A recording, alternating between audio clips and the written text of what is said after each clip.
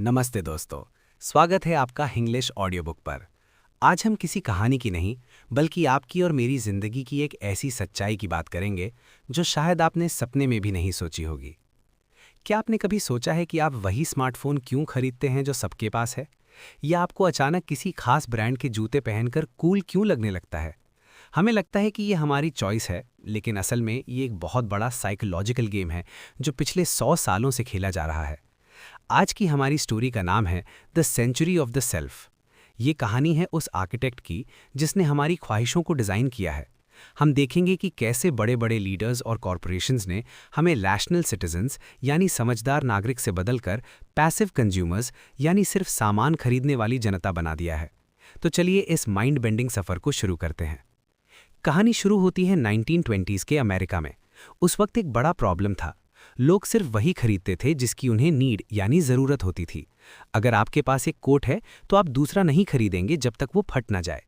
Business के लिए ये बहुत बुरा था क्योंकि फैक्ट्रीज इतना सामान बना रही थी कि अगर लोग नया सामान नहीं खरीदेंगे तो इकोनॉमी डूब जाएगी।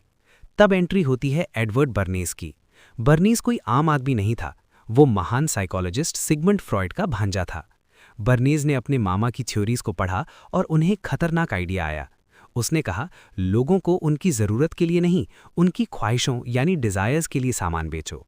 उसने एक तोहफा भेजा अपने मामा फ्रॉइड को, कुछ महंगे सिगार्स, और बदले में फ्रॉइड ने अपनी साइको एनालिसिस की किताबें भेजी। बर्नीज ने समझा कि इंसान दिमाग से नहीं बल्कि अपने अनकॉन्शियस इमोशंस यानी गहरे जज्बात से चलता है। इसका सबसे पहला बड़ा एक्सपेरिमेंट था टॉर्चेज ऑफ फ्रीडम। 1929 में औरतों का पब्लिक में सिगरेट पीना एक टैबू माना जाता था। बर्नीज ने एक साइको एनालिस्ट से पूछा तो पता चला कि सिगरेट औरतों के लिए मेल पावर का सिंबल है। बर्नीज ने ईस्टर डे परेड में कुछ मॉडल लड़कियों को हायर किया और उन्हें टॉर्चेज ऑफ फ्रीडम यानी आज़ादी की मशाल नाम की सिगरेट जलाने को कहा। रातों रात सिगरेट हेल्थ या टेस्ट की चीज़ नहीं रही बल्कि आज़ादी और फेमिनिज्म का सिंबल बन गई। सेल्स आसमान छूने लगी क्योंकि अब औरतें सिगरेट नहीं बल्कि अपनी आइडेंटिटी खरीद रही थी। यहाँ से शुरू हुआ हमारा कंज्यूमिंग सेल्फ, जहाँ हम सामान इसलिए खरीदते हैं ताकि हम दुनिया को दिखा सकें कि हम कौन हैं। वर्ल्ड वॉर 2 के बाद अमेरिका के लीडर्स डर गए थे। उन्हें लगा कि हर इंसान के अंदर एक सैवेज यानी जंगली शैतान छुपा है जो कभी भी बाहर आकर तबाही मचा सकता है, जैसे नाजी जर्मनी में हुआ था। लीडर्स ने सोचा कि हमें लोगों के दिमाग को मैनेज करना होगा ताकि वो हमेशा शांत और डोसाइल रहें। सिगमंड फ्रॉइड की बेटी एना फ्रॉइड इस काम की मेन आर्किटेक्ट बनी। उनका आइडिया था, लोगों के दिमाग में एक पुलिसमैन बिठा दो। इसका मतलब था लोगों को सोसाइटी के नॉर्मल सांचे में ढालना। उन्हें सिखाया गया कि अगर आप सबकी तरह बिहेव करेंगे तो ही आप खुश रहेंगे। हत्ता कि मैरिलिन मुनरो जैसी सेलिब्रिटीज़ को भी इस मॉडल में फिट करने की कोशिश की गई। उनके एनालिस्ट ने उन्हें एक नॉर्मल फैमिली लाइफ में रहने के लिए मजबूर किया, लेकिन ये प्रेशर इतना ज़्यादा था कि उन्होंने सुसाइड कर लिया। एक्सपर्ट्स को लगा कि डेमोक्रेसी तभी बचेगी जब जनता प्रिडिक्टेबल और मैनेज्ड रहेगी। 1950s में ये दिमागी खेल और गहरा हो गया जब अर्नेस्ट डिक्टर ने इंस्टीट्यूट फॉर मोटिवेशनल रिसर्च बनाया।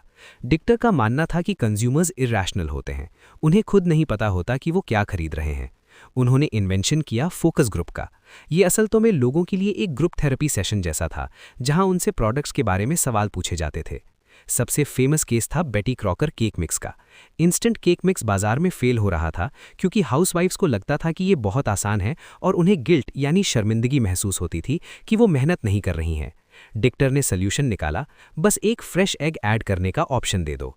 जैसे ही उन्होंने ये किया, हाउसवाइफ्स को लगा कि वो अपना प्यार और मेहनत परिवार को दे रही हैं। सेल्स रातों रात बढ़ गई। इससे ये साबित हो गया कि बिजनेस हमारे अनकॉन्शियस गिल्ट और डिफेंसेस का फ़ायदा उठा सकता है।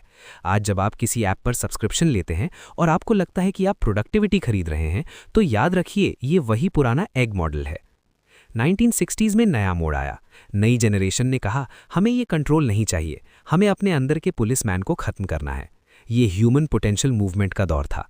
लोग एलन इंस्टीट्यूट जैसे सेंटर्स में जाकर अपनी फीलिंग्स को पील दी अनियन यानी प्याज की तरह छीलने लगे ताकि वो अपने असली सेल्फ को ढूंढ सकें। लेकिन यहाँ एक बहुत बड़ा ट्विस्ट आया। जब लोगों ने इंडिविजुअलिटी यानी अपनी अलग पहचान को चुना तो कॉर्पोरेट अमेरिका ने इसे एक नए मार्केट में बदल दिया। स्टैनफोर्ड रिसर्च इंस्टीट्यूट ने वैल्स सिस्टम बनाया। उन्होंने देखा कि जो लोग रिबेल कर रहे हैं वो भी कुछ ना कुछ खरीद कर ही अपनी यूनिकनेस दिखाते हैं। अब रिबेलियन ही एक नया ट्रेंड बन गया। आई एम मी कैटेगरी के लोगों के लिए स्पेशल प्रोडक्ट्स बनाए गए। आपकी आज़ादी अब इस बात पर डिपेंड करने लगी कि आप कौन सा ब्रांड पहनते हैं। सेल्फ एक्चुअलाइजेशन का मतलब बन गया इन्फिनिट ग्रीड, जहां हम अपनी आइडेंटिटी को सस्टेन करने के लिए नए नए प्रोडक्ट्स पर डिपेंडेंट हो गए। 1990s तक आते आते पॉलिटिक्स भी बदल गई। बिल क्लिंटन और टोनी ब्लेयर जैसे लीडर्स ने वोटर्स को सिटीजन्स नहीं बल्कि पैसिव कंज्यूमर की तरह ट्रीट किया। स्ट्रैटेजिस्ट्स लाइक डिक मॉरिस ने न्यूरो पर्सनैलिटी पोलिंग का यूज़ किया। वो लोगों से उनकी क्लास या पॉलिसीज़ के बारे में नहीं बल्कि उनकी पर्सनैलिटी के बारे में सवाल पूछते थे, जैसे क्या आप पार्टी की जान हैं। इसके बेसिस पर उन्हें टारगेट किया गया स्मॉल बोर पॉलिटिक्स के साथ, छोटे छोटे वादे जो लोगों की प्रिमिटिव डिज़ायर्स यानी शुरुआती ख्वाहिशों को खुश करें। पॉलिटिक्स अब कोई ग्रेट विजन नहीं रहा बल्कि एक सर्विस प्रोवाइडर बन गया जो सिर्फ फोकस ग्रुप्स की बातें सुनता है। इससे पैदा हुई कंटिन्यूअस डेमोक्रेसी, जहां पॉलिटिशियंस वही बोलते हैं जो जनता के इनकोहेरेंट विम्स के हिसाब से सही हो। डेमोक्रेसी अब रैशनल डिबेट नहीं रही बल्कि एक मार्केट प्लेस बन गई है। इस स्टोरी के कुछ बहुत ही डरावने और डार्क पहलू भी हैं जो आपको हैरान कर देंगे।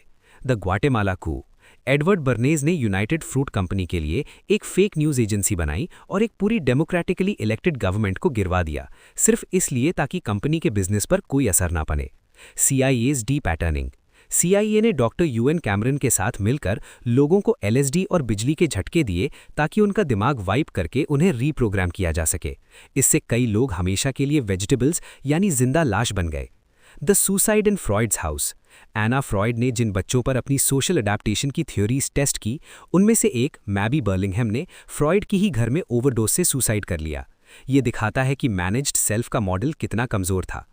तो दोस्तों, आज हम एक ऐसे मोड़ पर हैं जहां हमें लगता है कि हम बहुत आज़ाद हैं क्योंकि हमारे पास 100 तरह के स्मार्टफोन ब्रांड्स चुनने की आज़ादी है। लेकिन क्या हम सच में आज़ाद हैं? पहले का मॉडल यानी रूजवेल्ट मॉडल ये मानता था कि लोग समझदार हैं और वो समाज के भले के लिए डिबेट और सैक्रिफाइस कर सकते हैं। लेकिन आज का मॉडल हमें इमोशनल कंज्यूमर्स मानता है जो सिर्फ अपनी तुरंत ख्वाहिशों के पीछे भागते हैं। जब हर इंसान सिर्फ अपनी ख्वाहिशों के पीछे भागेगा तो कॉमन इंटरेस्ट यानी सबका भला वैनिश हो जाता है। हम अपनी ही डिज़ायर्स के गुलाम बन चुके हैं, एक ऐसी दुनिया में जहां हमें हमारी फ्रीडम के जरिए ही मैनेज किया जा रहा है। पूरा ऑडियो बुक सुनने के लिए आपका बहुत बहुत शुक्रिया।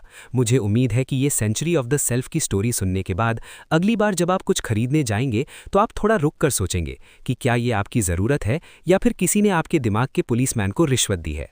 अगर आपको ये कहानी पसंद आई और आप ऐसे ही आंखें खोलने वाले और भी ऑडियो बुक सुनना चाहते हैं तो हमारे चैनल हिंग्लिश ऑडियो बुक को सब्सक्राइब ज़रूर करें।